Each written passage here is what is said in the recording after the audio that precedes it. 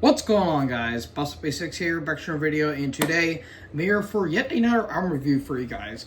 This one I was also anticipating along with the latest Benediction album. By the way, if you guys haven't checked that review out, it's up on my channel. I just did yesterday.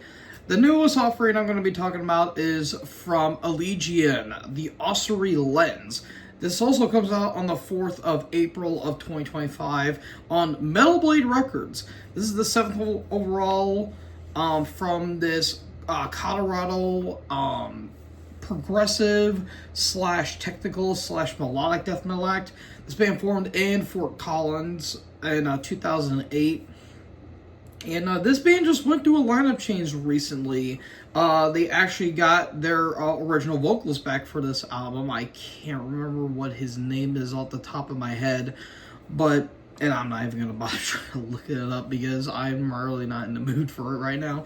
But yeah, so we get yet another death metal album review. This one's a little bit different because there's actually a lot of stuff going on with this album in particular. Now, I have heard of Allegaeon. I have heard a few songs from them, especially from the last one that came out a couple of years ago. But from what I heard, it was pretty good. But I didn't really go out of my way to check out this band up until this album right here. And yeah, without further ado, let's kick off this album with the opening track, Refraction. And it's a very pretty acoustic instrumental. It's about like a minute and a half, and then immediately transitions into Chaos Theory. And right from the opening, I immediately get reminded of Dark Tranquillity, more so from their latest album, or their more modern output.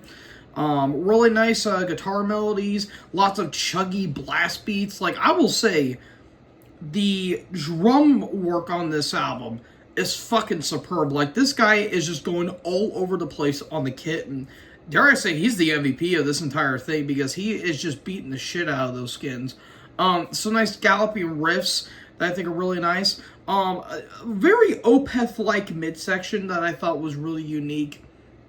And the vocals are really nice too. Like, the vocals kind of remind me a little bit like Jeff Walker in terms of that snarl that he kind of gives out, which I think is pretty unique. Which I think is pretty unique.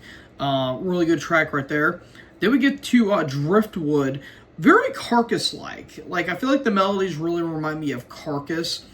And it's one of the better tracks on this entire album, actually. It was one of my favorites, but it does have a negative that I'm going to get into here in a little bit. Then we get to Dies Ire, or Dies Ire. I think I always fuck those words up.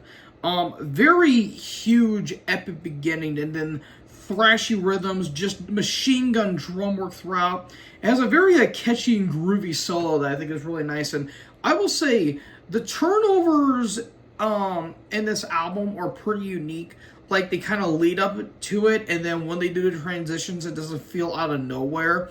So I really do like that, but when the technical work comes into play, it's very, very, very precise. And usually technical death metal is kind of weird like that. Like, they do the little, the noodly and the wankery and all that stuff. I don't really care about that all too well, but when it's done right, it's actually done really well. It does have a nice dynamic to it. But yeah, Dies Ire, really good song right there. Then we get into The Swarm, which is one of the weirder tracks on the entire album because it has a very wonky beginning. Like, it kind of reminds me a little bit of what Voivod is doing in that sense, because of like the weird guitar, the weird guitars, the very kind of bounce to it. It's very weird. It's almost kind of funky. A little bit. It may be stretching a little bit, but it has this weird bounce to it. But that's a really good song, the very, technical and the precision of that song in particular. Then we get to Carried by Delusion, a very pretty intro. Again, has a more Dark Tranquillity vibe to it. Very atonal riffs, kind of a little bit like an Immolation in a way, but without the dissonance involved, which I think is pretty unique. Then we get the two tracks that are kind of similar in a way, Dark Matter Dynamics and Imperial. Both of these, I think, are the longer tracks on the entire album as well, at just a little over 5 minutes. I think Dark Matter Dynamics is a little over 6 minutes, I believe. It's either that or Imperial. But it has acoustic melodies, almost kind of like a Spanish guitar, because it has like that very kind of folky kind of sound to it. But it sounds like a very Spanish-like guitar, which I think is pretty interesting. Then we get into the lead exchanges are really good. Especially like the riff exchange is really good. Then they go back to the acoustics a couple more times on that one, which I think is really, really, really unique. And then with Imperial, again, that acoustic beginning, very Job for a Cowboy like. Like, it really reminds me of like the stuff they're doing now, the more kind of, progressive technical style that they did, like their latest style, Moon Healer. Kind of gets something like that, which I think is pretty cool. I also get some moments of Cryptopsy, and Cryptopsy's a little bit on this album that I gathered, especially on Scythe, and especially Chaos Theory in particular. I kind of get some moments of Cryptopsy there, which I think is pretty cool. And then we get into Waking Circle Above, and that and the final track, Scythe, has a very moody atmosphere throughout. But Waking Circle Above is like one of the darker tracks on the entire album, because the bass kind of pops up. I really do like the bass melodies throughout the entire album. I think they're done really, really, really well. There's a weird vocal filter, which has more of a creepy vibe to it. And again, it's a very dark and kind of a brutal track throughout. And there's kind of some brutality thrown in here too, because it's not all about the pretty melodies as well with the guitars, but also with, just how crushing that drum work is. And then with Scythe, has a moody atmosphere, a bit of a proggy build up to it. The bass popped up again, very chuggy like riffs. I really love the tone of that song in particular. But that kind of leads to my negatives I have with this album.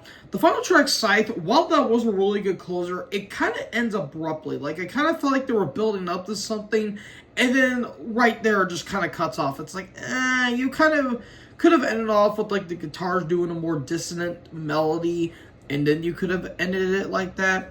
But that's just me, I guess. Some other complaints, mainly the other one, is that sometimes the choruses are pretty hit and miss. Like Driftwood, it didn't really land the mark for me, and probably Wake Circling Above, kind of 50-50 on it. But the guy does have a really good snarl to him. I kind of wish he used the growls a little bit more, because when he does the higher vocals, it does come off pretty 50-50 if you ask me. But that's not really a bad thing per se, because quite honestly, there are some times in melodic death metal that I'm a little bit picky when it comes to that stuff. But overall, as a first listen, if I could say that word correctly, as a first time listen for this was some damn good stuff right here. I'm going to give this 4 stars. I nearly gave it 4 1/4, but I'm going to go with 4 stars now. If I re-listen to it again, I'll probably give it a 4 1/4, but this was just some damn good stuff right here. Again, I really love the variety and how there's different things you can pick and choose from, which I think is really nice.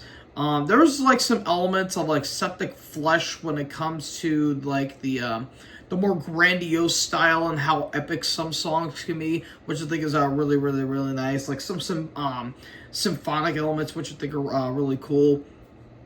And yeah, I all in all really, really, really enjoy this album. So if you like bands like Carcass, I say a little bit of Soilwork, Dark Tranquility, but with the proggy side, I guess you can kind of say Job for a Cowboy, a hint bit of Opeth thrown in there. And with the technical side, Cryptopsy and the aforementioned Job for a Cowboy, you're going to dig this album. So all in all, 4 stars for me.